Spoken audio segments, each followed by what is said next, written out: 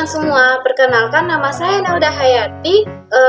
Saya berasal dari kelompok 4. Ada rekan saya satu lagi yang namanya itu Yani Safitri. Kami berdua akan mempresentasikan mengenai apa sih itu financial number game itu, bagaimana latar belakang, istilah-istilah ataupun hal-hal yang lain mengenai financial number game ini. Untuk itu tidak perlu berlama-lama, langsung saja kita lanjut ke bagian pertama. Baiklah, kita masuk ke hal yang pertama, yaitu mengenai sejarah dari financial number game ini dan apa sih latar belakang serta pengertian dari financial number game itu sendiri. Sebelumnya kita tahu bahwa financial number game ini jika diterjemahkan ke dalam bahasa Indonesia berarti artinya permainan angka-angka keuangan yang bersifat keuangan. Nah, kata-kata financial number game itu sendiri pertama kali muncul pada waktu ketua Security Exchange Commission atau SEC Arthur Levitt pada saat memberikan ceramah di New York University Law untuk Law and Business pada tanggal 28 September 1999. Nah, financial number game ini digunakan untuk menyembunyikan laba yang turun. Beberapa manajer memainkan fleksibilitas. Nah, fleksibilitas di sini kan bisa kita ketahui bahwa artinya dapat disesuaikan dengan apapun. Nah, yang ditemui di dalam prinsip-prinsip akuntansi guna mengubah laporan keuangan mereka. Sementara itu, yang lain atau perusahaan lain melangkah lebih jauh dari dengan melakukan fraud. Kita tahu bahwa fraud itu seperti penipuan, kecurangan, ataupun penggelapan. Nah, dalam pelaporan keuangan yang mereka lakukan. Dengan kata lain, financial number game ini atau seperti yang kita sudah terjemahkan, permainan angka-angka keuangan ini adalah suatu usaha yang dilakukan oleh manajemen perusahaan terhadap laporan keuangan perusahaan mereka. Agar apa? Agar laporan keuangan perusahaan sesuai dengan apa yang diinginkan oleh manajemen perusahaan tersebut. Baiklah teman-teman semua, kita lanjutkan ke bagian kedua dari financial number game itu sendiri, yaitu mengenai istilah-istilah untuk financial number game ini. Banyak perusahaan akan menggunakan berbagai macam penyebutan dalam financial number game ini. Ada beberapa istilah-istilah untuk financial number game itu sendiri.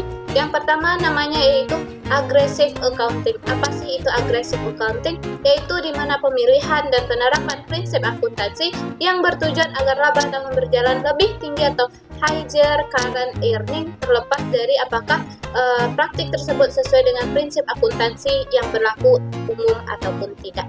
Yang kedua mengenai earning management. Earning management itu bisa dikatakan sebagai manipulasi laba secara aktif untuk suatu target yang telah ditentukan sebelumnya. Contohnya saja manajemen untuk suatu proyeksi yang sudah dibuat oleh analis atau untuk mendapatkan suatu angka yang konsisten. Dan teknik ini sering digunakan dalam penerapan earning management, yaitu memanfaatkan fleksibilitas dari yang ada pada GGAP yang kita tahu bahwa itu adalah General Accepting Accounting Principle. Selanjutnya yaitu ada istilah yang bernama income smoothing. Apa sih itu income smoothing? Income smoothing ini masih termasuk ke dalam bagian dari earning management, namun yang membedakan adalah mereka akan menghilangkan aliran laba yang fluktuatif atau yang kita tahu bahwa fluktuatif itu berarti berubah-ubah atau tidak tetap, teman-teman semua. Nah, dengan termasuk cara-cara untuk mereduksi dan menyimpan laba pada saat kinerja keuangan sedang membaik agar laba tersebut bisa dimanfaatkan pada saat kinerja keuangan sedang menurun, teman-teman. Nah, contohnya saja ada perusahaan GE atau General Electric di mana mereka terbukti berhasil melakukan praktik praktik meratakan atau memuluskan laba ini. Pada kenyataannya, mereka telah melaporkan kenaikan laba secara terus-menerus adalah hal yang melegenda, yaitu pada akhir tahun 2001 mereka melaporkan pertumbuhan laba yang sangat tinggi berturut-turut. Struktur usaha GA ini pada dasarnya memang cocok untuk manajemen laba yang karena luasnya unit operasi perusahaan.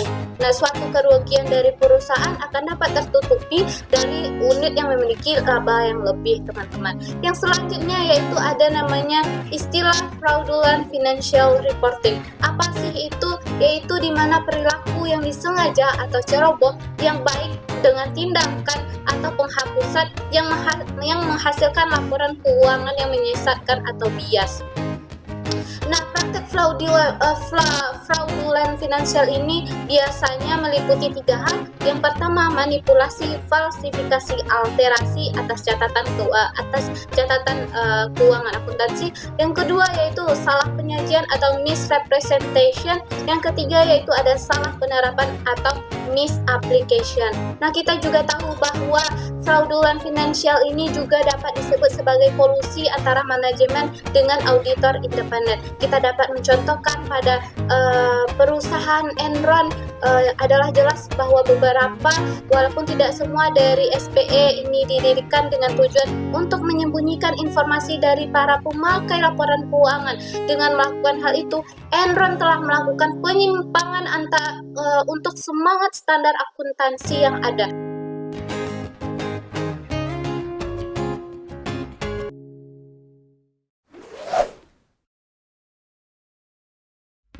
Assalamualaikum warahmatullahi wabarakatuh. Baiklah, perkenalkan saya Nisa Fitri dan saya akan melanjutkan presentasi dari kelompok kami tentang Financial Number Game. Untuk penjelasan poin yang pertama yaitu bagaimana Financial Number Game dimainkan. Berdasarkan prinsip akuntansi bervariasi dan fleksibilitas pelaporan keuangan. Salah satu cara bahwa permainan angka keuangan dimainkan adalah melalui seleksi perusahaan dari kebijakan akuntansi untuk penyusunan laporan keuangan. Perusahaan yang terlibat hanya menggunakan fleksibilitas yang ada dalam prinsip-prinsip akuntansi. Perusahaan dapat memilih dan menerapkan Generally Accepted Accounting Principle dalam kurung GAAP secara fleksibel. Sebagai akibatnya, perusahaan yang bergerak di bidang usaha yang sama dimungkinkan menyajikan laporan keuangan yang berbeda. Fleksibilitas inilah yang digunakan manajemen untuk melakukan Financial Number Game.